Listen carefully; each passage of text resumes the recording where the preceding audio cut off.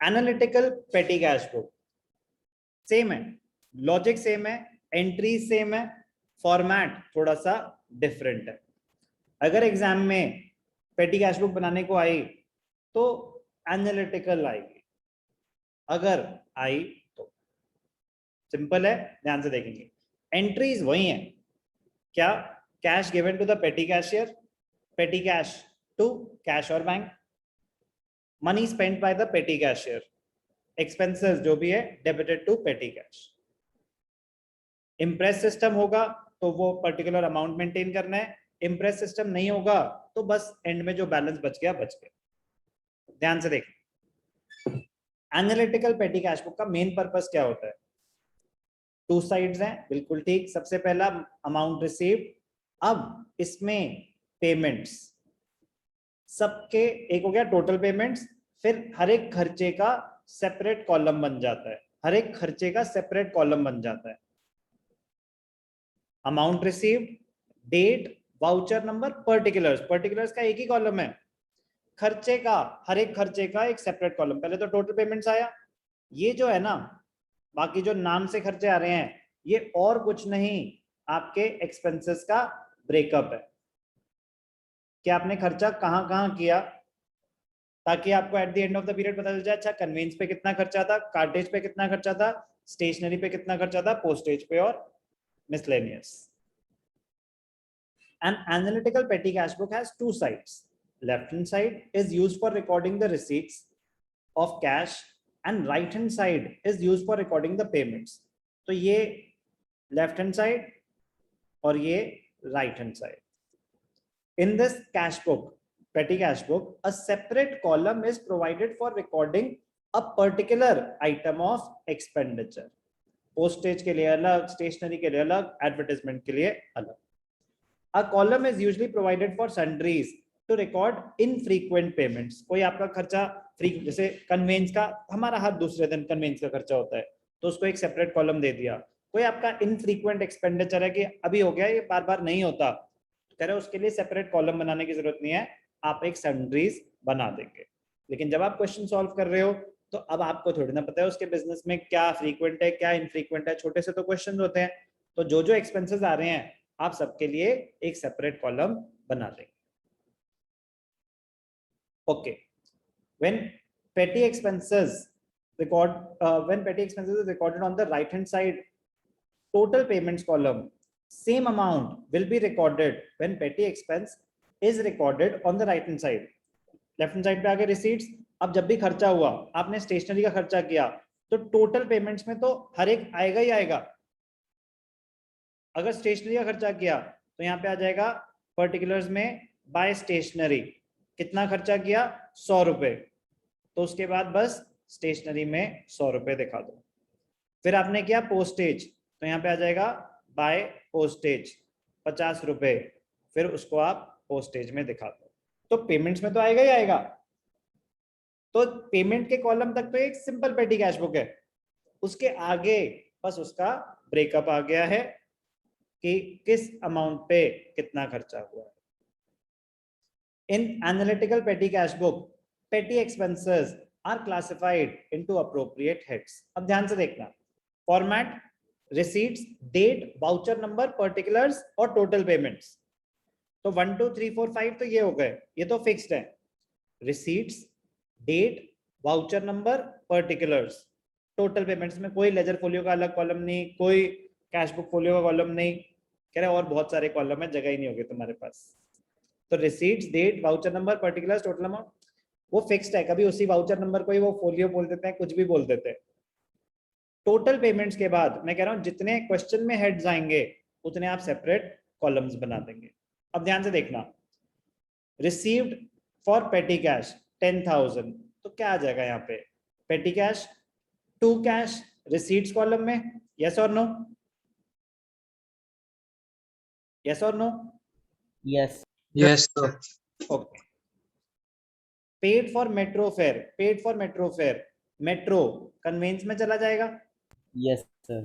तो ध्यान से देखना क्या करेंगे, पहले तो आपके पास पैसे आए, पेटी कैश टू कैश 10,000, इसकी प्रेजेंटेशन में किसी को कोई डाउट?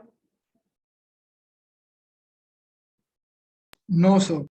अब आपने खर्चा किया बाय कन्वेंस, कन्वेंस पे खर्चा हुआ 50 रुपीज, तो ये टोटल पेमेंट्स में तो आएगा ही आएगा, बट जो जिस चीज का नेचर है उस हेड में और आ जाएगा 50।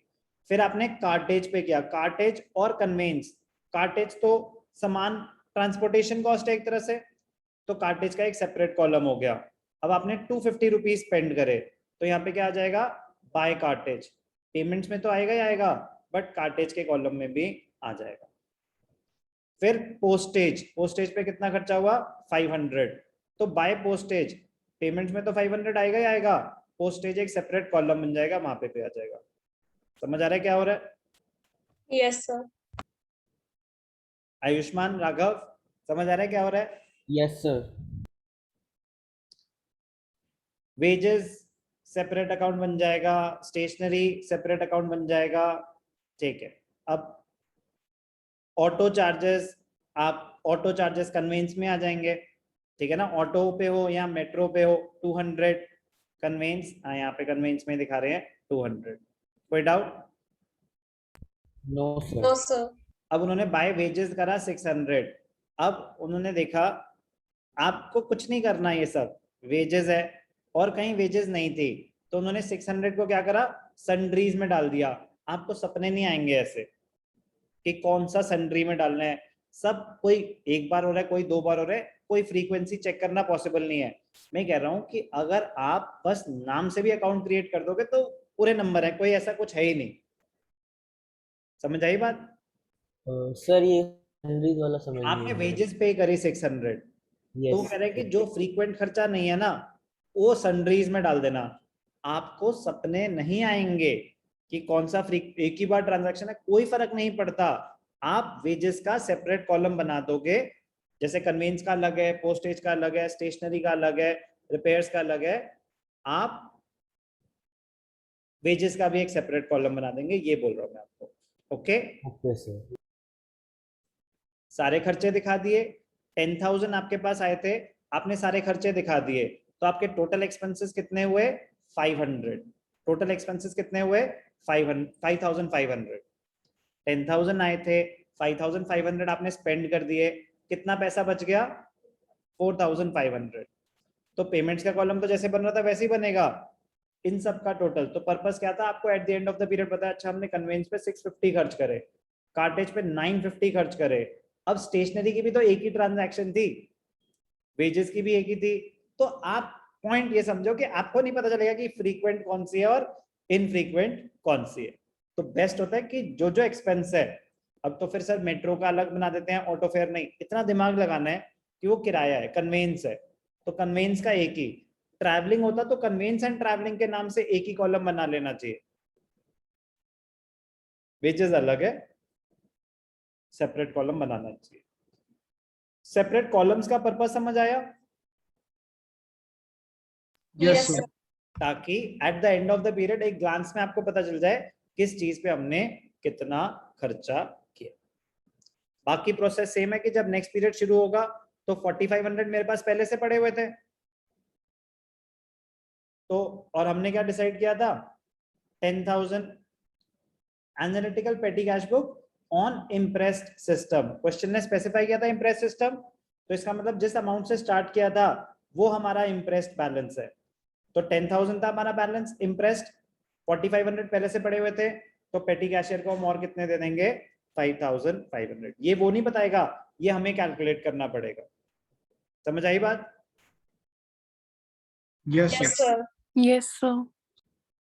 सिर्फ और सिर्फ एक क्वेश्चन एनालिटिकल का कर देना पेटी कैश बुक में, और कुछ भी नहीं करना, ठीक है? बट बैलेंसिंग प्रेजेंटेशन ध्यान से करना, परफेक्ट होनी चाहिए presentation. Okay, yes sir. Be careful, presentation perfect होनी चाहिए।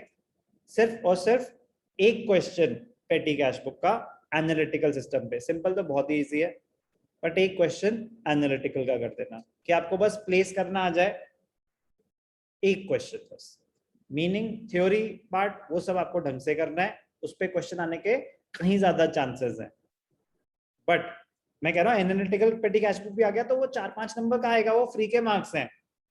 कैश बुक में दिमाग लगता है, इसमें तो 2 ही टाइप की एंट्री है, या तो पैसे आ रहे हैं या जा रहे हैं, और जा रहे हैं तो बस बाय एक्सपेंस का नाम पेमेंट, बाय एक्सपेंस का नाम पेमेंट, बाय एक्सपेंस का नाम पेमेंट।